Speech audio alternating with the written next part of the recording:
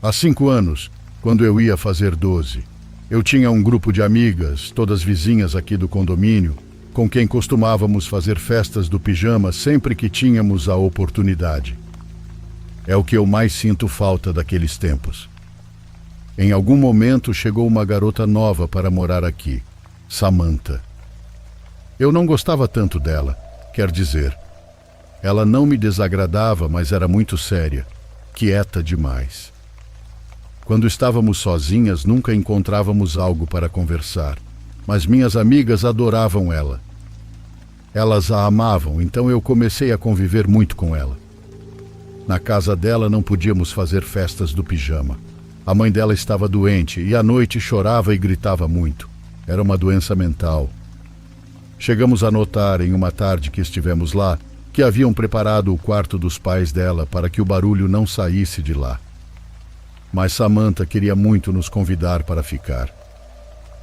Nós dizíamos que não importava, que podíamos deixar para quando desse, mas ela continuava se sentindo mal com isso. Foi assim até que uma tarde ela teve uma ideia. Podíamos fazer na casa dos tios dela a festa do pijama. Eles eram um casal de senhores mais velhos, que foram como os avós dela. Eles criaram sua mãe desde pequena, e como moravam em um caminho rumo ao campo, poderíamos acampar fora da casa. Isso era ainda melhor do que uma festa do pijama normal. Pensamos todas, e aceitamos com muito entusiasmo assim que nossos pais nos deram permissão. Lembro-me de algo que aconteceu na tarde em que estávamos planejando tudo. Foi numa quarta-feira, e era a última vez que nos veríamos até o sábado de manhã, quando iríamos para lá. Foi aí que conheci o irmão de Samantha. Eu nunca o tinha visto antes, como se ele nunca estivesse em sua casa.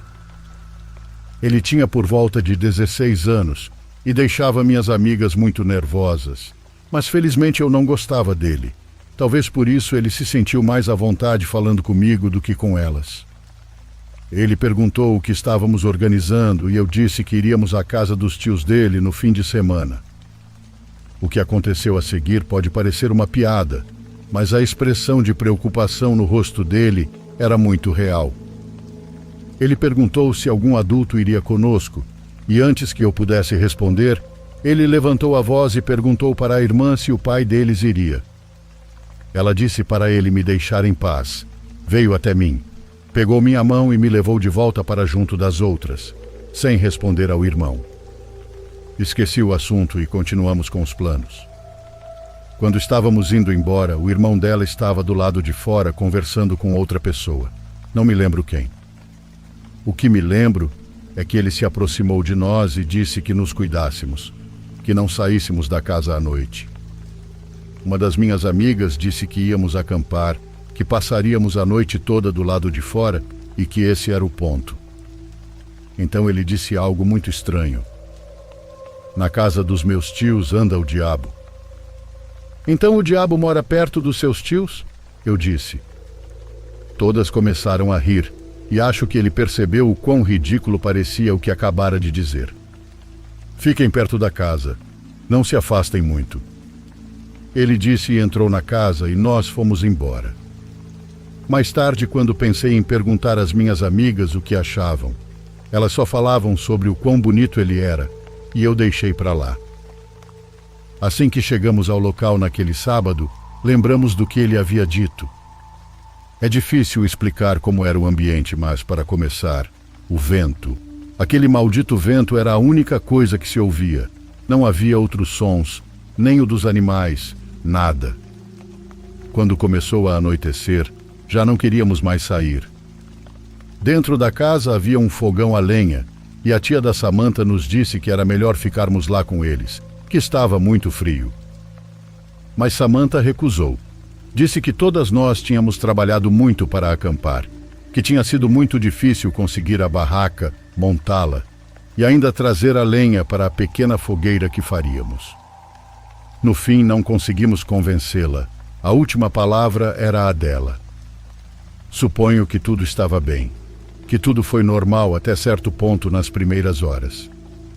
Nós nos divertimos, apesar do vento que nunca parava. Era muito barulhento, mas não parecia tão forte. Às 21 horas, a tia de Samantha nos trouxe leite quente e logo depois de terminar o filme no notebook, fomos dormir. A próxima coisa que me lembro é de ser acordada de madrugada por uma das minhas amigas, que me sacudia com firmeza, mas falava bem baixo, pedindo para eu não gritar.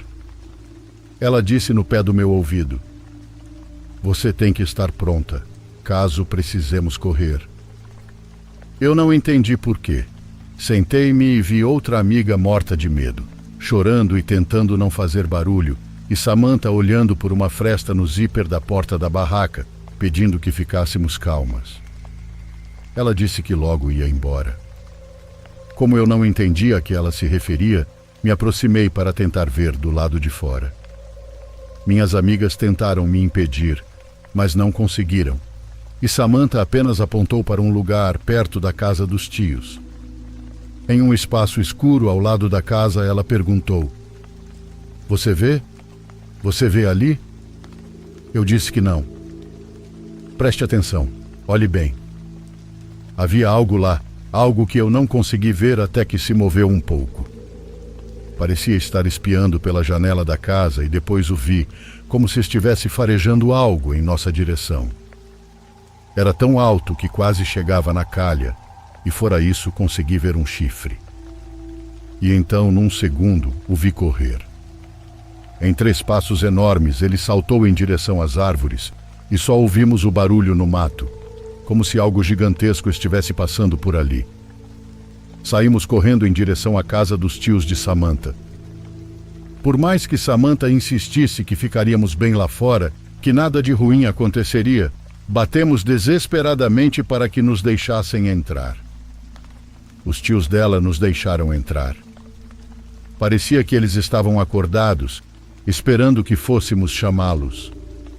O quarto já estava preparado para que ficássemos lá, e tudo isso foi muito estranho. Eu me lembro disso quase como um sonho, mas as 4 não poderiam ter sonhado a mesma coisa. Antes do amanhecer, por volta das 5, nós 4 acordamos ao mesmo tempo de novo, aparentemente sem motivo. Simplesmente acordamos e voltamos a ouvir algo enorme caminhando entre as árvores. Depois não ouvimos mais nada, e isso era pior, porque só havia 2 opções. Ou essa coisa tinha ficado parada, ou estava novamente perto da casa, espiando pelas janelas. Por sorte, nossos pais vieram nos buscar muito cedo no dia seguinte. Samantha morou ali por mais 1 ano, e depois seus pais se mudaram. Eu nunca consegui ser realmente amiga dela, ainda mais depois daquele acontecimento. Nunca perguntei o que era aquilo que vimos, aquilo que rondava a casa dos tios dela.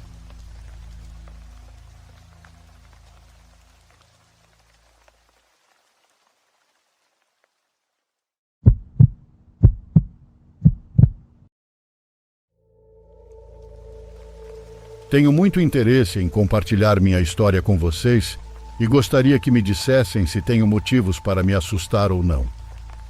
Talvez seja algo muito absurdo, e eu sei disso. Ou talvez seja apenas algo estranho e nada mais. Mas gostaria de ouvir a opinião de vocês. Estou no ensino médio e minha história aconteceu alguns anos antes disso. Bom, houve um tiroteio na frente da minha casa, algo muito feio, e algumas pessoas morreram. O pior é que a rua inteira se encheu de policiais, mas de repente todos foram embora, e algumas pessoas que moravam na casa em frente ficaram, pois não estavam presentes no momento do ataque. Um deles, por exemplo, era quem todos acreditavam ser o alvo mais provável de um ataque assim. Acho que todos na rua, até mesmo as crianças, sabiam disso e sabiam que eles poderiam voltar para terminar o serviço. Meu pai não quis deixar nossa casa sozinha, mas chamou seu irmão para que passasse e levasse minha mãe e eu para a casa dele, onde ficaríamos pelo tempo necessário. Eu ainda estava em choque. Nunca tinha ouvido tiros tão de perto. Nunca tinha ouvido alguém morrer até aquela tarde. E à noite, na casa dos meus tios, eu ainda não conseguia me acalmar. Meu tio me perguntou qual era a minha comida favorita e foi buscá-la para o jantar. Frango assado é a coisa que eu mais gosto nesse mundo. O mais próximo ficava bem longe, então ele foi rápido para chegar antes que fechassem. Minha mãe ficou conversando com minha tia, contando como tudo tinha acontecido, também muito nervosa. Me deixaram na sala com uma coberta, assistindo desenhos animados, e lá fiquei, tentando não pensar em mais nada. Senti quando o gato subiu no sofá, se enfiou debaixo das minhas cobertas e se deitou sobre mim. Ele estava muito quentinho. Quando tentei acariciá-lo, senti que ele estava muito úmido, como se tivesse se lambido muito. Fiquei com nojo e tirei a mão, mas não o expulsei. Afinal, era a casa dele, o sofá dele. Continuei assistindo televisão por mais um tempo até meu tio chegar. Minha mãe saiu para ajudá-lo com o que ele trouxe e minha tia veio me chamar para jantar. Eu disse que não queria me levantar para não incomodar o gato, que estava muito confortável sobre mim. Minha tia riu e foi para o jardim com minha mãe e meu tio, mas antes disso, disse algo. Ah, então fica aqui se quiser, mas você sabe que não temos gato, né? E isso era verdade. Eu sabia que eles não tinham gato, mas naquele momento havia algo sobre mim, algo que eu parei de acariciar. Essa coisa se mexeu por entre as cobertas e desceu do sofá. Fechei os olhos e não tive coragem de olhar para ver o que era, mas nas minhas roupas, onde estava deitado, ainda sentia o úmido do entre aspas gato. Meus tios também não tinham cachorro, nem qualquer outro animal. Não havia crianças, nem mais ninguém ali. Isso não foi um sonho. Sei que não foi. Era algo completamente real. Algo se meteu debaixo das cobertas e ficou nas minhas pernas. Eu ouvi ronronar, senti sua respiração. Tudo foi real, assim como eu estou escrevendo esta história agora, tantos anos depois. Eu sei que parece estranho se assustar por isso, e alguém pode até dizer que não há motivo para ter medo de um simples gato fantasma, mas no fundo eu sinto que naquela noite, naquela casa, havia algo mais. Havia algo ali que talvez não fosse o fantasma de um animal.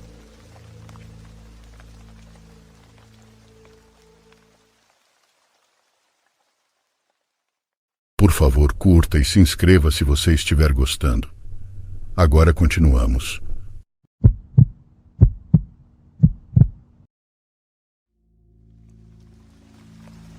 Isso aconteceu em 2019.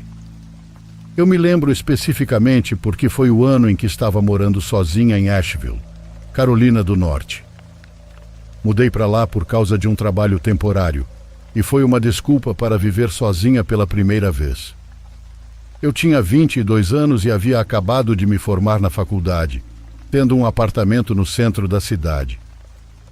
Eu podia caminhar até a maioria dos lugares que precisava, mas também tinha meu carro para quando quisesse explorar ou sair. A coisa que eu mais amava em Asheville e na Carolina do Norte em geral era a quantidade impressionante de trilhas. Eu já tinha visitado muitas, mas uma que ainda não tinha ido era a Floresta Estadual do Pont.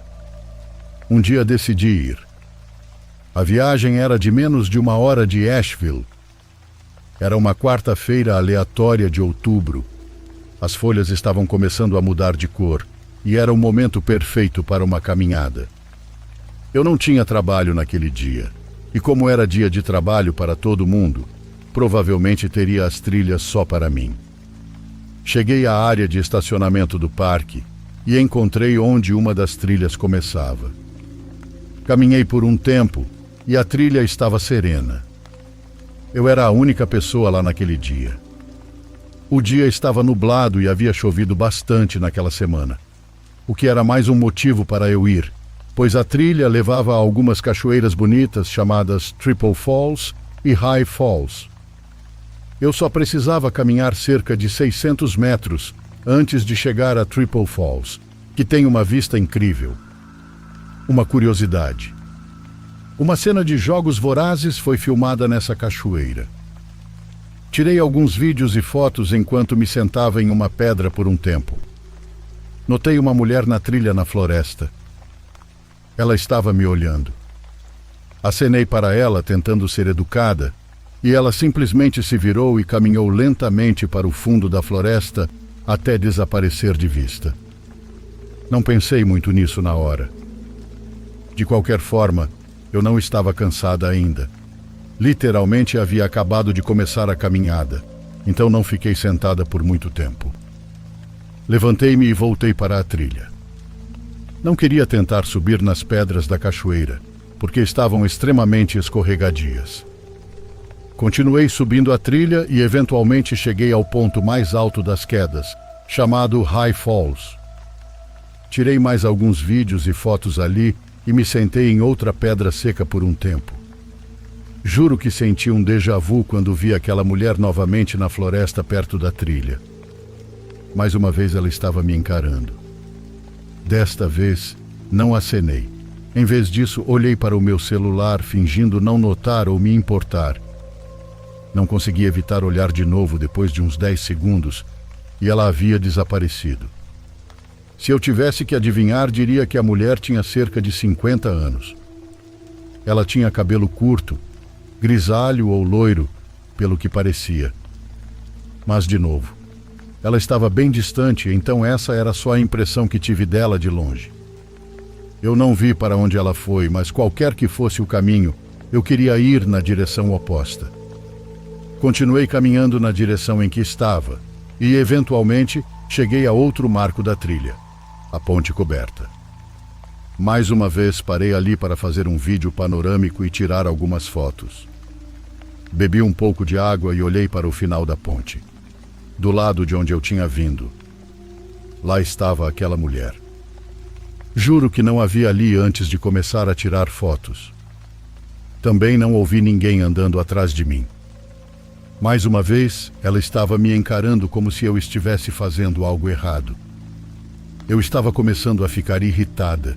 Comecei a caminhar na direção dela e disse: "Com licença", mas ela apenas se virou e começou a andar. A velocidade com que ela andava para alguém da idade dela era assustadora.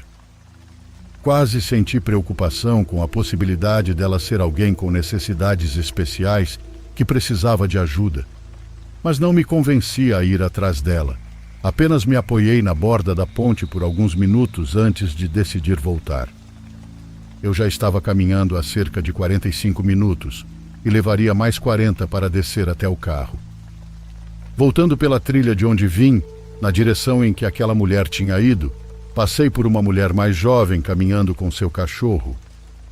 Com isso, decidi parar e perguntar se ela tinha visto uma mulher mais velha passar.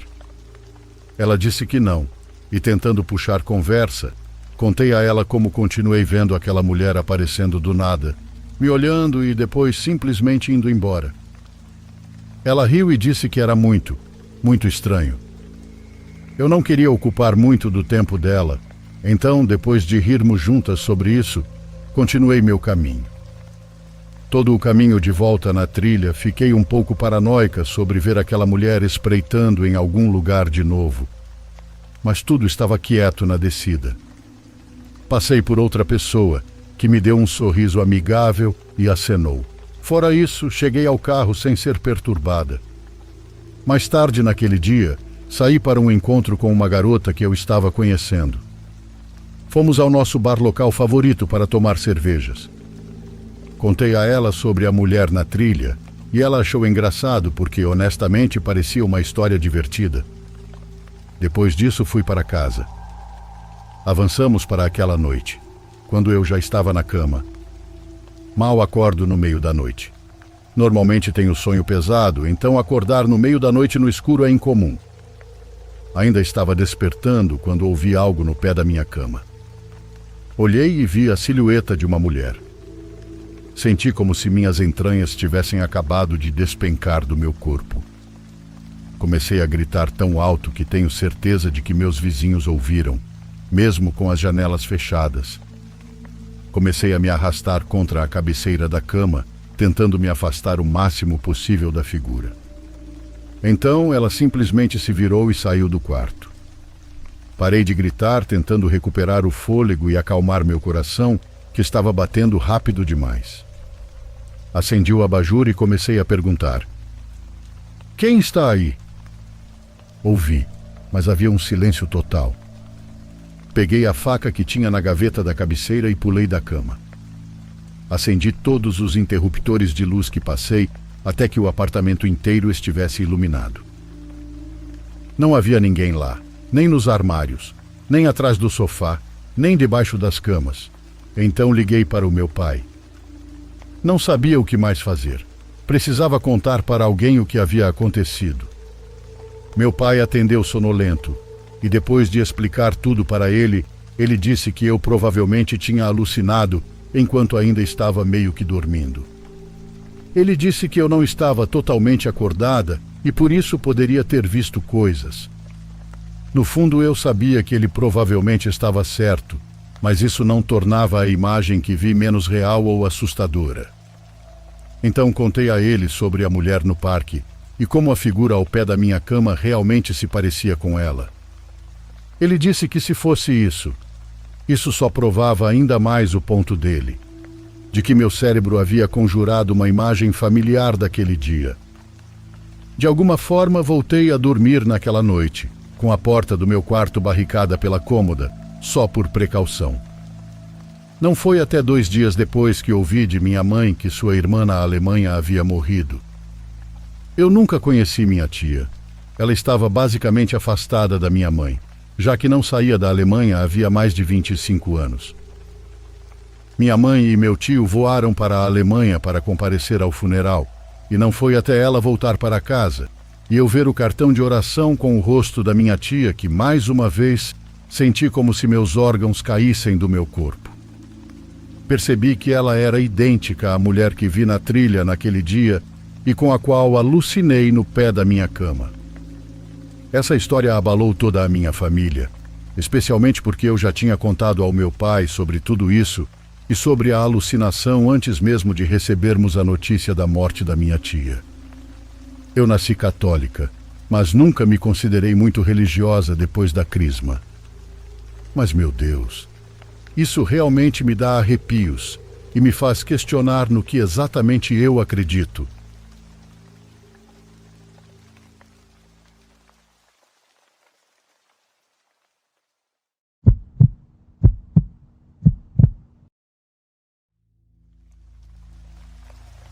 Espero não ser julgada, mas quero deixar muito claro que tudo o que aconteceu na mais triste, na mais profunda desesperação. Já faz vários meses. Bem, desde o ano passado, para ser exata, que comecei a notar mudanças no meu marido. Ele estava cada vez mais distante, cada vez mais afastado de mim, apesar de estarmos juntos. Eu sabia. Realmente sabia que ele já teria ido embora se não fosse pelo fato de eu estar grávida, que o amor dele havia acabado. E claro, ele nunca me diria isso, nunca me abandonaria, mas eu sabia, e isso era ainda pior. Comecei a me distanciar dele, como se isso fosse resolver o problema. E sei que me tornei insuportável, que além de não me amar como antes, ele agora tinha que aguentar meu comportamento rude. O fato de eu dizer para ele ir embora era como se fosse um mecanismo de defesa. Foi um período terrível até que, uma noite, ele finalmente me respondeu. Ele nunca discutia comigo. Dizia que não queria que o bebê ouvisse, mas naquela vez eu o levei ao limite. Eu o chamei de frouxo por não ter coragem de me responder, por não me dizer simplesmente que não me amava mais como antes, e ele respondeu. Ele disse tudo o que eu já sabia, que não sentia o mesmo, que lamentava, e que não iria me deixar, que eu não precisava me preocupar com isso. Eu perdi o controle, disse coisas das quais me arrependo, coisas que nunca deveria ter dito, e naquele momento da minha vida segui o conselho de uma amiga, algo que não quero que ninguém mais aceite e vou explicar por quê. Minha amiga, que conheço desde o ensino médio, cujo nome não vou dizer, estava muito envolvida com coisas de bruxaria. Estava aprendendo. Quando soube da minha situação, me disse que podia me ajudar, que poderia trazer de volta todo o amor do meu marido, como antes, como no começo, mas que precisávamos tentar algo. Tínhamos que tentar pedir um favor a um dos mortos com os quais ela estava trabalhando. Fizemos tudo. Conseguimos absolutamente tudo, e mesmo eu estando grávida, naquela noite fomos a um cemitério. O vigia já conhece quem vai trabalhar, entre aspas, e os deixa entrar. O que aconteceu naquela noite foi a coisa mais aterrorizante que já vivi até então, mas o que estava por vir era ainda pior. Meu marido começou a ficar comigo o tempo todo. Às vezes até deixava de ir ao trabalho para ficar aqui comigo. O bebê nasceu há pouco, com toda a saúde que eu poderia ter desejado, mas meu marido já não é o mesmo. Ele está sempre calado, não vê mais os amigos e não vê mais a família. Parece que já não está mais aqui. À noite sou acordada pela sua voz. Eu o ouço ele conversando com alguém. Acordei e, sem que ele percebesse, o vi sentado na beirada da cama, conversando com alguém no canto do quarto. Eu não tive coragem de olhar para lá. Voltei a falar com minha amiga e ela me confessou que era a primeira vez que fazia algo assim e que aquele estúpido ritual não foi a única coisa que ela fez errado depois disso. Cada morto a quem ela havia pedido algo agora estava na casa dela, exceto, ao que parece, o nosso, que de alguma forma é agora o dono do meu marido. Ele está cada vez mais visível, cada vez mais presente e meu marido cada vez mais ausente de tudo. Vou tentar algo em breve, algo diferente. Peço tudo a Deus, deixo nas mãos dele. Espero que funcione e que meu marido volte a ser o mesmo. Mesmo que depois disso ele tenha que ir embora. Mesmo que ele não seja mais para mim. Saí do quarto para escrever isso, para que ele não veja. E bem, agora estou ouvindo ele falar com alguém.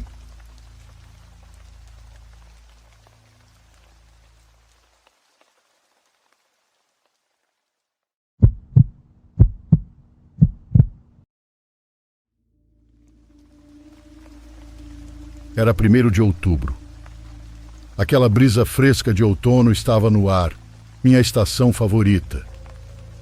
Era o primeiro outono que meu namorado Carter e eu estávamos morando juntos em nossa nova casa. Eu queria surpreender Carter decorando o lugar com enfeites temáticos de outono e Halloween antes de ele chegar do trabalho um dia. Achei que seria fofo.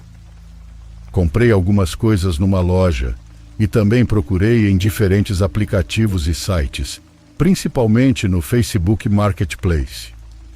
Simplesmente digitei decorações de outono e um anúncio realmente chamou minha atenção.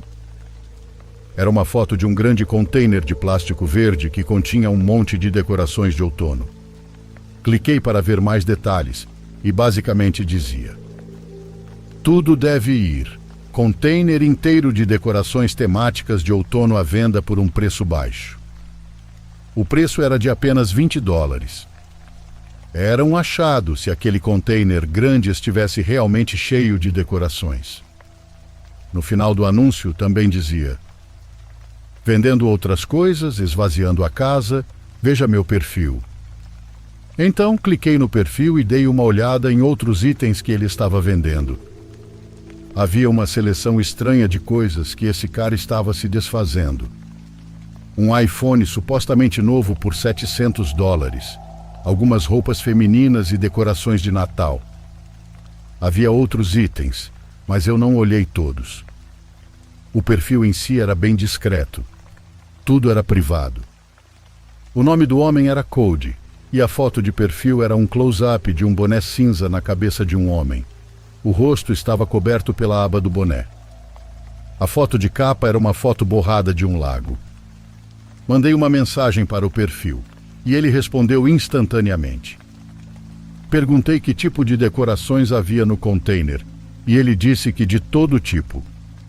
Utensílios de mesa, decorações externas, etc. Então, empolgada, disse ao homem que iria lá no mesmo dia, se ele estivesse disponível. Ele confirmou que estaria por lá mais tarde, perto das 9 da noite, pois é quando chegaria do trabalho.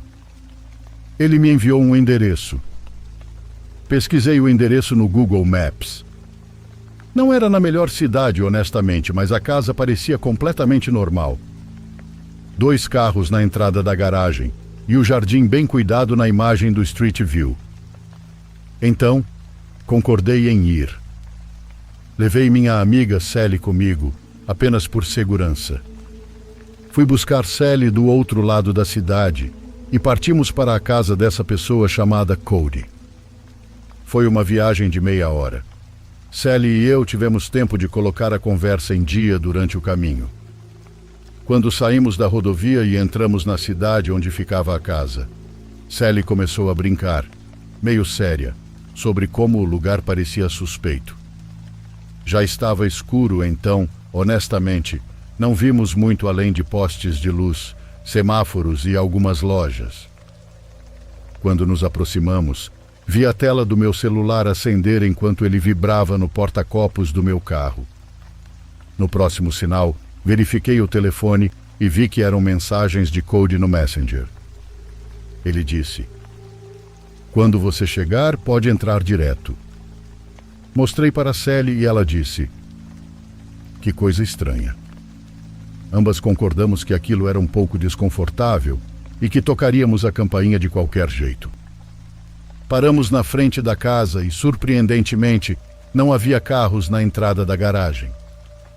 As luzes da casa estavam acesas, mas eram tão fracas que mal podiam ser vistas através das persianas fechadas. Mandei uma mensagem para Cody dizendo: "Estamos aqui.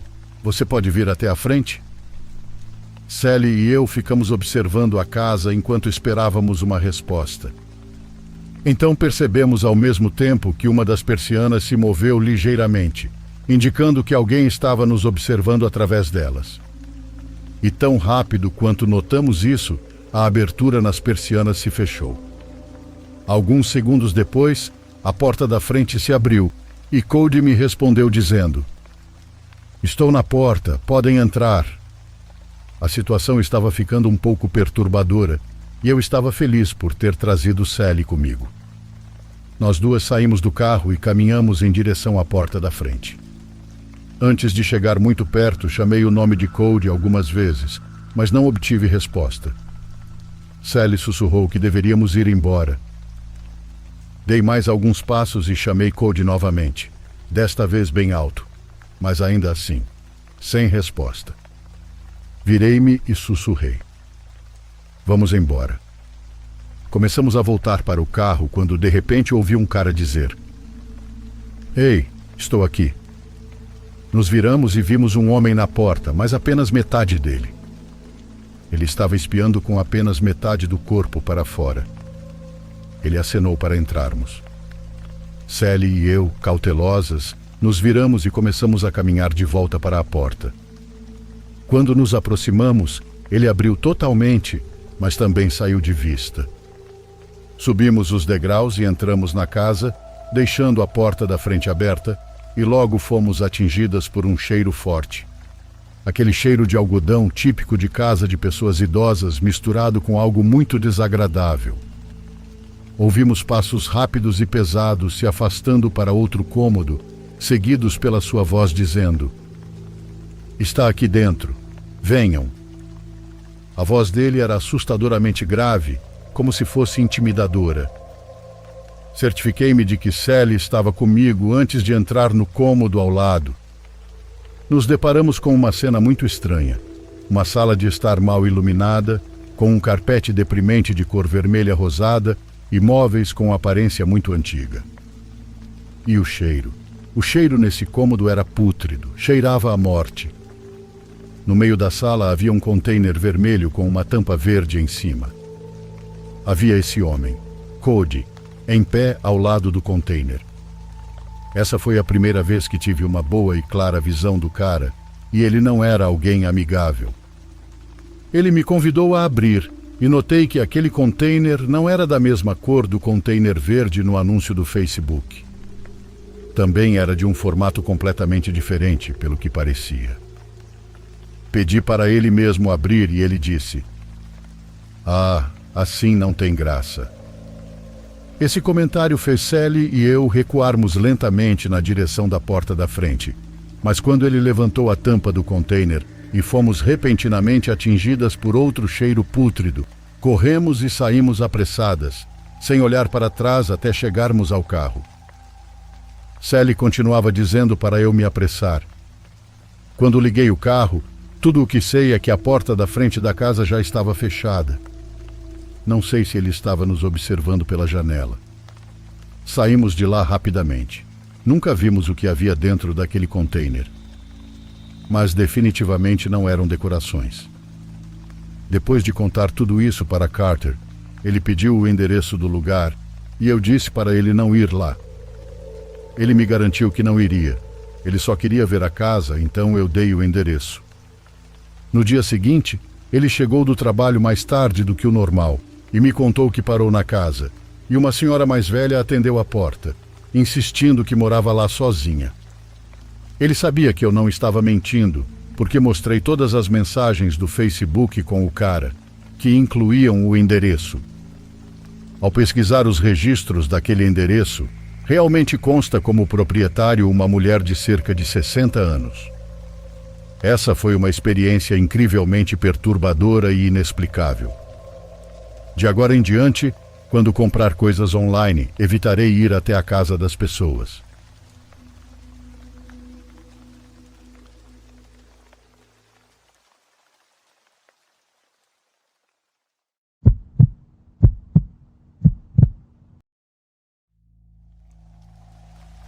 Meu amigo Carlos e eu gostamos de fazer coisas idiotas juntos. Somos amigos desde os 10 anos e quando tínhamos 22 nos tornamos colegas de quarto. Nós morávamos em Brunswick, Geórgia, onde crescemos. Uma pequena cidade costeira que tinha seus prós e contras, mas no geral era um lugar ok para crescer. Mas começou a ficar entediante conforme entrávamos na casa dos 20. Enfim, isso não vem ao caso. Enquanto morávamos lá, sabíamos sobre uma casa de aparência assustadora que se diferenciava das outras da cidade, pois parecia ter sido construída em outro século. Ela estava abandonada há muito tempo, e nós e nossos amigos inventávamos histórias sobre seu passado. Era meados de outubro e todos estavam no clima de Halloween. As pessoas faziam atividades temáticas de Halloween, como casas mal assombradas, essas coisas. Achamos que seria divertido, numa sexta à noite, invadir essa casa e explorá-la. Então, depois que saímos do trabalho, pegamos nossos tacos de beisebol, paramos para comprar fast food, cervejas e dirigimos até lá. Estacionamos no final da rua para não parecer suspeito. As casas naquela área não eram muito próximas umas das outras, então cada terreno era bem grande, o que significava que tínhamos menos chance de sermos pegos bisbilhotando. Cada um de nós pegou algumas cervejas e as colocamos nas mochilas. Não sei por que achamos que iríamos beber lá dentro, mas além disso, enfiamos os tacos de beisebol nas laterais das mochilas só para ninguém nos ver andando por aí com tacos na mão tarde da noite. Andamos pela rua em silêncio. Demorou menos de 5 minutos para chegar à casa. Era tão escuro naquela parte da rua. Essa casa, junto com a casa do outro lado, não tinha luzes. Não havia postes de luz nessa rua. Qualquer luz teria que vir de uma das poucas casas que ainda estavam acesas. A partir dali, usamos as lanternas. O gramado da frente tinha vários trechos de terra e as partes com grama estavam crescidas. Parecia haver ervas daninhas por toda parte. Caminhamos até o quintal para procurar um ponto de entrada, porque fazer isso pela frente parecia estúpido. Surpreendentemente, a porta dos fundos já estava destrancada. O lugar não estava com tábuas ou nada assim. Nem as janelas dos fundos estavam quebradas. Entramos sem problemas, e navegar por dentro seria impossível se não fosse pelas nossas lanternas. A casa era maior que algumas das casas vizinhas, mas o interior parecia muito apertado, como se houvesse muitos cômodos pequenos, quase dando à casa uma sensação de labirinto. Carlos entrou em outro cômodo longe de mim, e naquele momento eu estava sozinho. Ouvi a voz dele dizer de outro cômodo: "Ei, ainda tem móveis por toda parte?" Respondi: "Parece que este lugar foi abandonado às pressas." Tudo parecia antigo, ainda mais que os da casa da minha avó. Andei mais pelo primeiro andar e cheguei a um corredor estreito com algumas portas, portas que levavam a quartos. Entrei em um dos quartos e era incrivelmente apertado. A cama ocupava 80% do espaço. Revirei algumas gavetas na cômoda, mas pareciam que já tinham sido mexidas. O mesmo com o armário. Qualquer coisa deixada para trás, além desses móveis antigos, parecia apenas lixo. Ouvi Carlos dizer que estava subindo. Estávamos falando num volume apenas alto o suficiente para que cada um de nós ouvisse. Depois de verificar o outro quarto no primeiro andar, que era igualmente apertado, voltei ao corredor. Havia duas outras portas. Uma que levava a um banheiro, e quando abri a última porta, vi uma longa escada que descia até um porão. Decidi. Dane-se, vou descer. Comecei a descer os degraus com cada um rangendo e estalando sob o meu peso. Quando estava mais ou menos na metade, percebi um brilho fraco vindo lá de baixo. Desliguei a lanterna e... sim, ainda havia um pequeno brilho vindo lá de baixo. Eu deveria ter dado meia volta naquele momento como qualquer pessoa normal, mas eu faço coisas idiotas. Tipo, eu seria o primeiro a morrer em um filme, com certeza. Continuei descendo as escadas com a lanterna desligada, e quando cheguei ao fundo, olhei ao redor das paredes que separavam as escadas do restante do porão e vi o que estava iluminando o cômodo. Eram duas velas altas em uma mesa, mas isso não foi o que notei primeiro. O que vi primeiro foi o que estava ao lado, uma espécie de cadeira de balanço estofada, e ela estava balançando. Alguém estava sentado nela, de costas para a escada. Tudo o que eu podia ver era uma mão em um dos braços da cadeira. Eu precisava sair dali. Comecei a subir as escadas o mais silenciosamente que pude, com cada rangido me fazendo estremecer de medo. Eu estava na metade das escadas agora. Olhei para baixo e ainda podia ver o brilho fraco das velas. Então continuei o mais silenciosamente possível.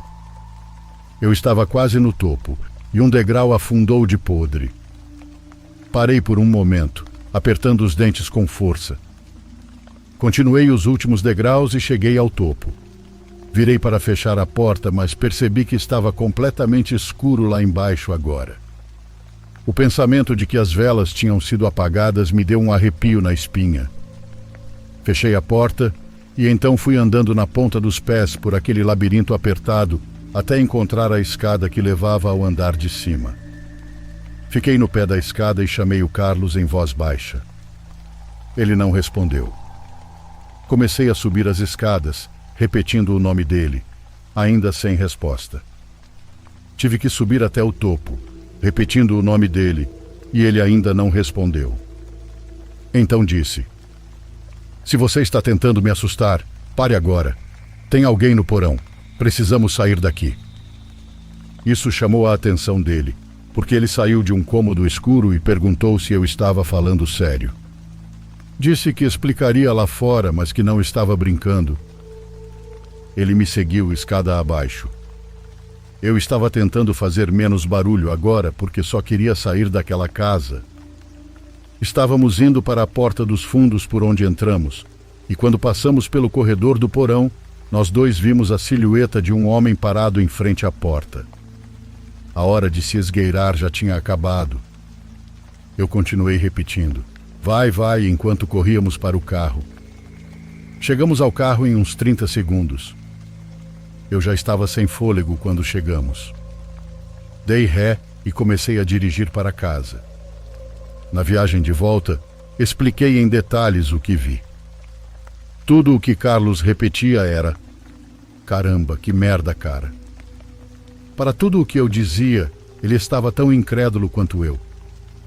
Então, embora eu não ache que alguém morasse legalmente naquela casa, eu acho que alguém estava lá, vivendo no porão. Quem sabe quem era, honestamente? Quem se importa? Eu só nunca mais voltei a passar perto daquela rua.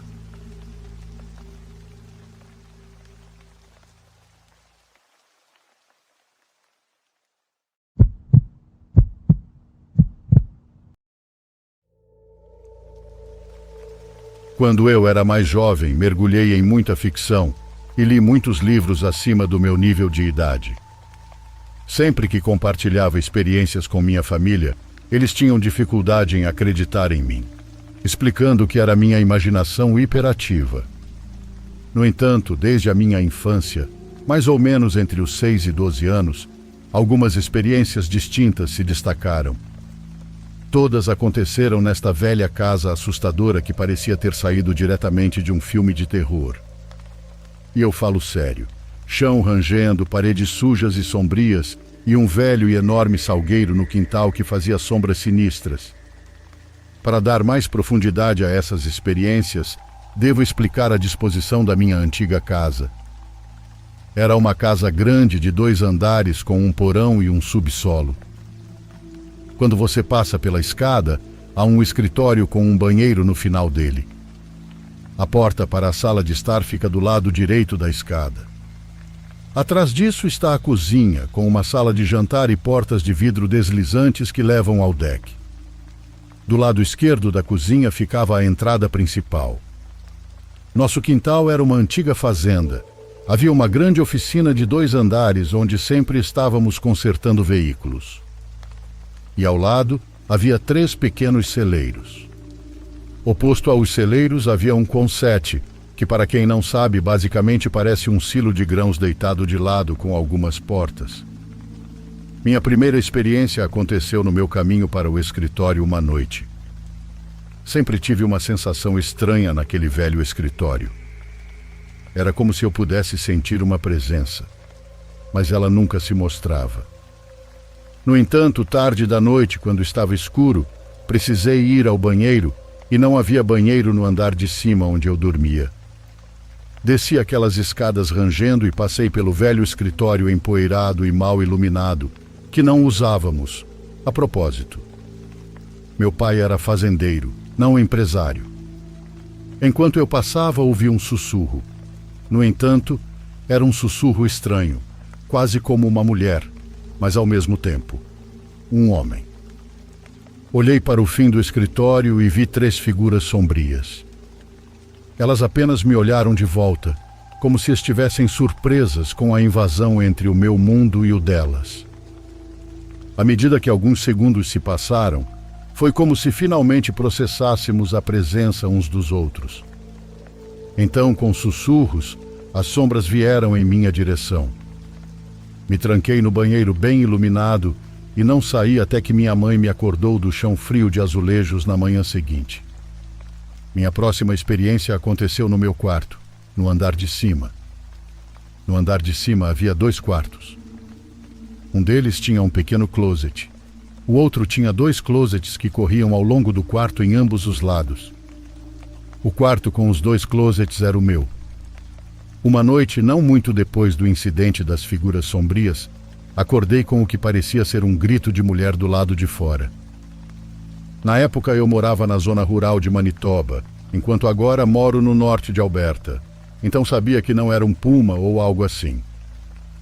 Pensei que poderia ser o chamado de acasalamento de uma raposa, já que sei que eles soam como humanos em perigo.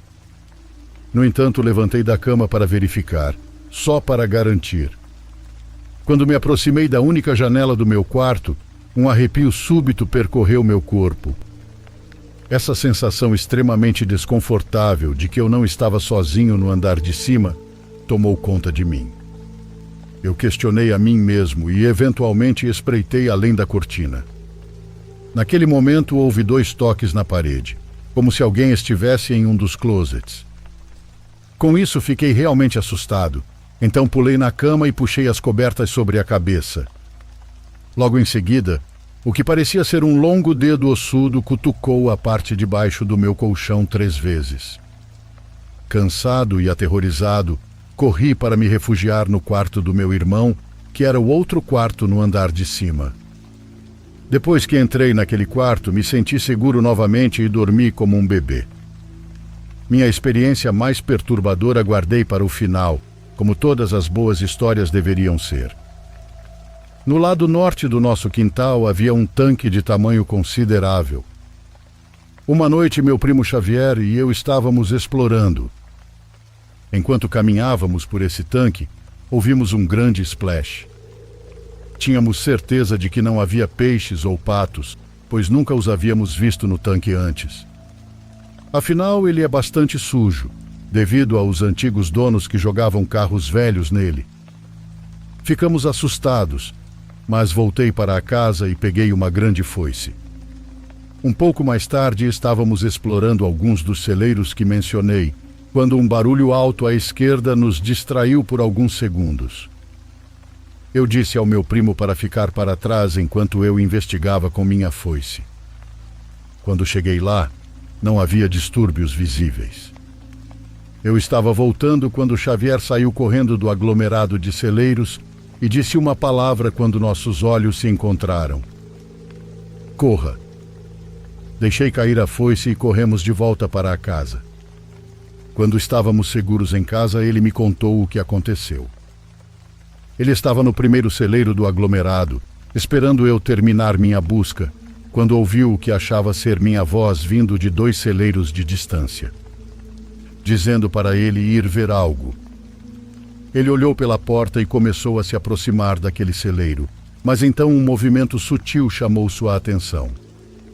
Era uma mão pálida, seca e ossuda, recuando pela porta do terceiro celeiro.